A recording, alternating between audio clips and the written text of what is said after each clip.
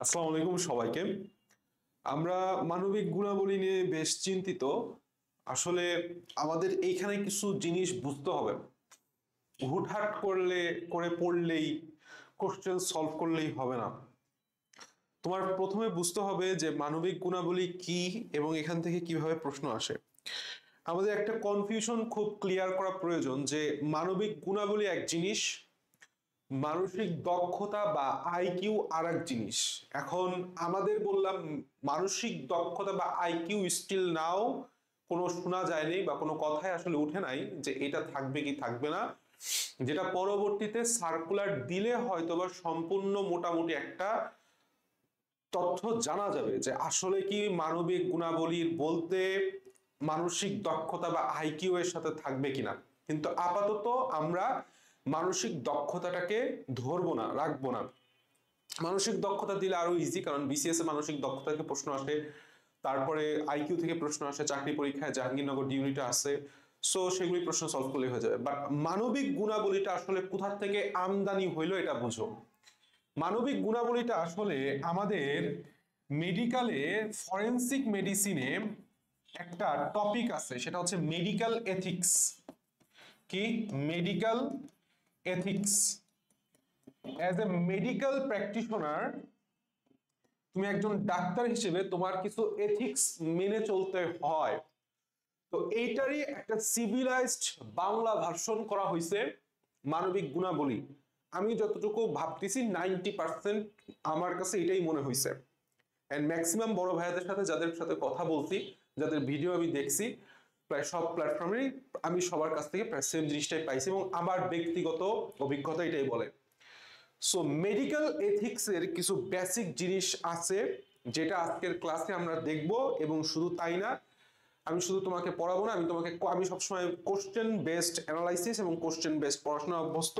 So আসো আমরা একটু কোশ্চেনের মধ্যে ঢুকি যে আমাদের আমাদের মানবিক গুণাবলী থেকে কিভাবে প্রশ্নটা হয়। যেরকম একটা প্রশ্ন হইছে, একজন চিকিৎসক ধনী রোগীকে বেশি সময় দেন কিন্তু দরিদ্র রোগীকে তাড়াতাড়ি পাঠিয়ে দেন। এই জিনিসটাও বললাম আমাদের মেডিকেল এথিক্সের অন্তর্গত, যে কারো কোনো ধনী দরিদ্রের মধ্যে, পুরুষ এবং মহিলার মধ্যে আমাদের কোনো পার্থক্য করা যাবে না। আমাদের কাছে যে আসবে সে আমাদের কাছে সমান পেশেন্টস, মানে একজন পেশেন্ট সবসময় সমান। সে ধনী হোক, সে গরিব হোক, সে ফিমেল হোক, সে মেল হোক। তো এই জিনিসটা আসলে কোন নৈতিক নীতির পরিপন্থী? আশা করি তোমাদের কাছে কোশ্চেনটা খুব ভালো লাগছে, কারণ মেডিকেলের যে মানবিক গুণাবলী সেটা তুমি বুঝতে পারতেছো আমার প্রশ্নের মধ্যে সেই ভাইবটা দেয়। তো কথা হইতেছে, যখন তুমি একজন ধনী আর আরেকজন হচ্ছে গরিব, এই দুইজনকে ডিফার করে দিবা, তখন এদের মধ্যে জাস্টিস হবে না। কি হবে না? জাস্টিস হবে না। আমি কথা বুঝাতে পারছি যে তোমাকে কোনো ডিমার্কেশন রাখা যাবে না যে দুইজনই সমান, কিন্তু তুমি যখন দুইজনকে বিভেদ করে দিচ্ছ, তখন তাদের মধ্যে সমতা বিধান হবে না।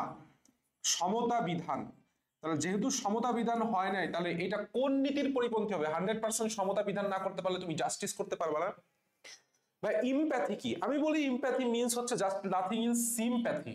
সিম্প্যাথি, একজন ধরো খুবই করুণ একজন রোগী কিংবা ক্যান্সারের পেশেন্ট, সে মানসিকভাবে ভেঙে পড়ছে, তোমার কাছে আসছে।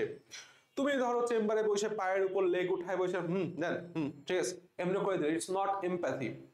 একজনের গুরুতর রোগ, সে আসছে, তোমাকে রোগীকে কাউন্সিলিং করতে হবে, বাবা কি হয়েছে।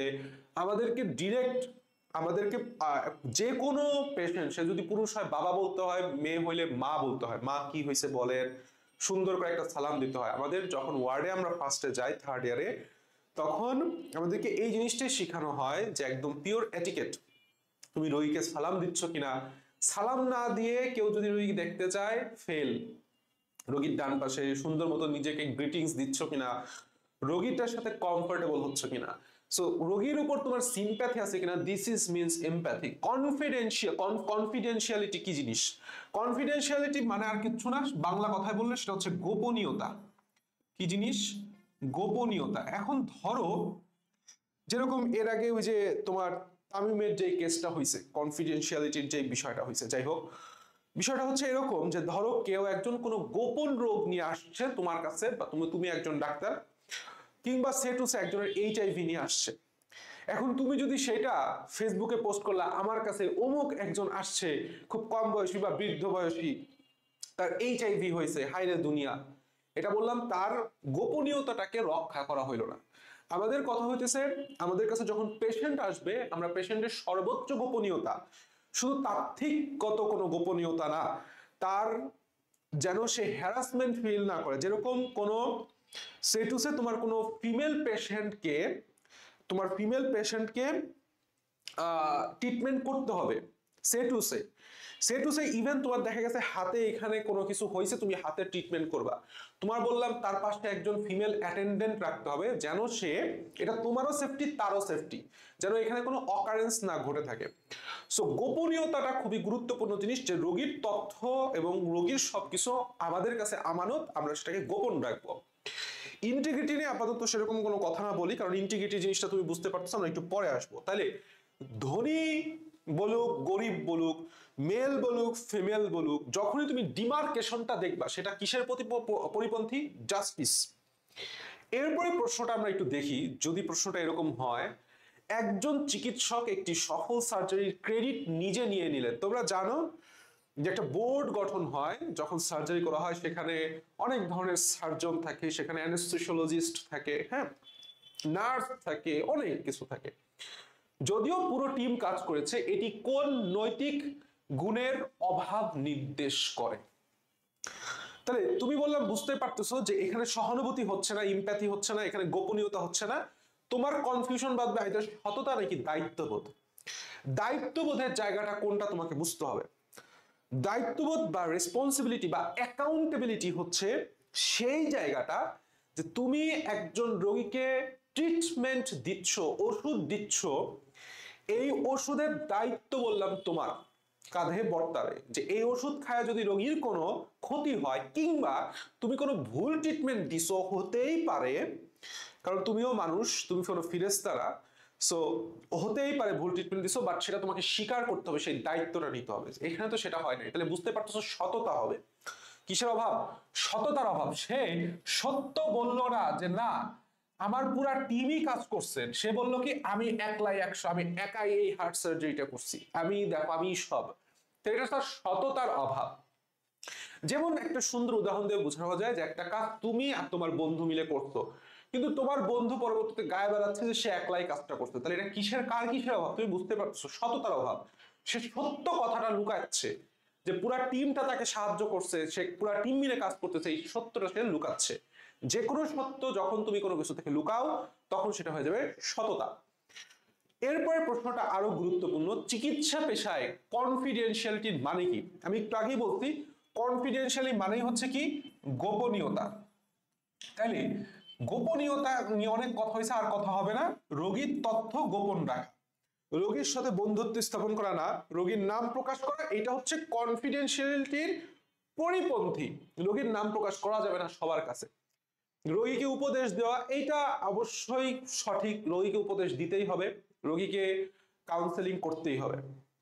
এরপরে প্রশ্নে আমরা আসি, একজন এইচআইভি, কথা বুঝতে পারছো? দেখো আমি কেবল একটা উদাহরণ দিছিলাম। একজন এইচআইভি আক্রান্ত রোগীর অবস্থা জানার পর চিকিৎসক তার তথ্য প্রকাশ করলেন, এটি কোন নৈতিক নীতির লঙ্ঘন? তাহলে একজন এইচআইভি রোগীর অবস্থা জানার পর তার তথ্য প্রকাশ করা, তার মানে কি? তার তথ্য আর গোপন থাকলো না, তাহলে গোপনীয়তার পরিপন্থী। আর গোপনীয়তা বললেই কি হবে? কনফিডেন্সিয়ালিটি। আচ্ছা, এরপরে হচ্ছে একজন চিকিৎসক ভুলবশত রোগীকে ভুল ওষুধ দিয়ে দিচ্ছেন। এটা বললাম আমাদের দেশে খুবই কমন হয়ে যায়, কারণ আমাদের দেশে ডাক্তার সাফিসিয়েন্ট না। যদি তুমি সরকারি হাসপাতালগুলো দেখো, রোগীর লাইন ধরে যায়। আমার মেডিকেল, সলিমুল্লাহ মেডিকেল, তুমি গিজ গিজ করে এক এক সময় মানুষের ওয়ার্ড গুলায় নিচে শুয়ে থাকে, পর্যাপ্ত ডাক্তার নাই। সো এটা স্বাভাবিক, কিন্তু বেশি বড় ভুল এটা অস্বাভাবিক। কি বলছে? যে একজন চিকিৎসক ভুলবশত রোগীকে ভুল ওষুধ, ও আর একটা গুরুত্বপূর্ণ কথা, পিডিএফ বললাম ডিসক্রিপশন বক্সে পেয়ে যাবে, ওষুধ দিয়েছেন কিন্তু রোগী এখনো বুঝে ওঠেনি চিকিৎসকের করণীয় কি। তুমি যখন বুঝতে পারছো যে আমি একটা রোগীকে ভুল ওষুধ দিছি, এইটা তোমার অ্যাকাউন্টেবিলিটির বা দায়িত্ববোধের মধ্যে পড়বে।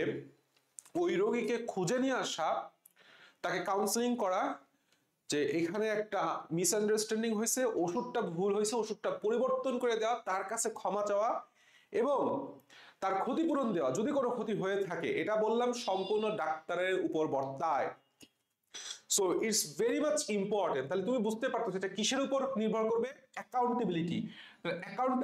অ্যাকাউন্টেবিলিটির তার যেহেতু দায়িত্ব, তাহলে তার কি দায়িত্ব? রোগীকে জানানো এবং ক্ষমা চাওয়া, এবং যদি কোনো ক্ষতি হয়ে থাকে তার ক্ষতিপূরণও ডাক্তারের দিতে হয়। এরপর একটা প্রশ্ন আসছে, একজন টার্মিনাল ক্যান্সারের অনেক স্টেজ আছে, একদম শেষ যে স্টেজটা সেটা হচ্ছে টার্মিনাল ক্যান্সার। রোগীর চিকিৎসককে বলল আমি মরার আগে সত্যটা জানতে চাই, যে আমি কি হয়েছে, আবার কেন আমি মারা যাচ্ছি, বা আমি কি কতদিন বাঁচবো, আরো বাঁচবো আদৌ কিনা। চিকিৎসকের এখানে কি করতে হবে? প্রথম দিকে আমরা সাধারণত রোগীর মেন্টাল অবস্থা যাচাই করে রোগীকে কখনো কখনো বলি, কিন্তু রোগীকে বলিও না, কিন্তু রোগীর রিলেটিভদেরকে আমরা জিনিসটা বুঝাই যে তার হয়তোবা বেশি হায়াত দিন নাই, তাকে সেবা যত্ন করেন।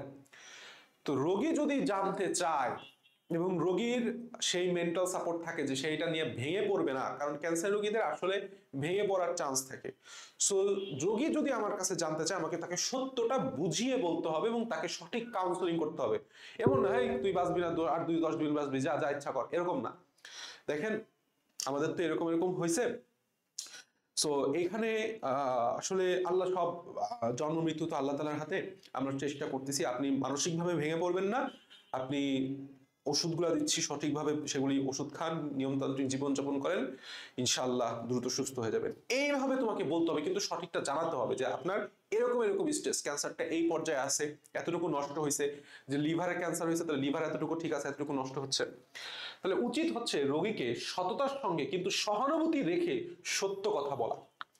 তাহলে জিনিসটা বললাম তোমার একটু কনসেপ্ট লাগবে, তুমি দেখলেই তুমি বলতে পারবা না, ঠিক আছে? আচ্ছা, এরপরে অনেকে সি দাগায় দিবে, পরিবারের অনুমতি ছাড়া কিছু না বলা।